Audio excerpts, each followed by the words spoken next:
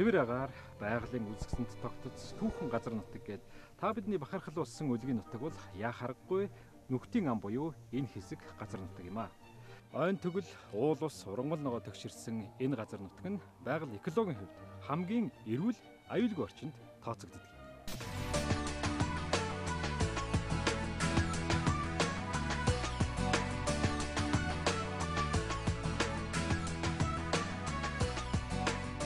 Миний Ротондо Grow House төслийн барилгын ажил явагдаж байна. Улаанбаатар хотоос 15 км-ийн зайтай уг төсөл маань эцгийн аманд байрлаж байгаа. За нийт 150 м квадрат талбай бүхий 14 айлаас бүрдэж байгаа. Айл тусгаар 2 машины одоо гаражтай гэдгээр энэхүү төсөл маань онцлог байгаа.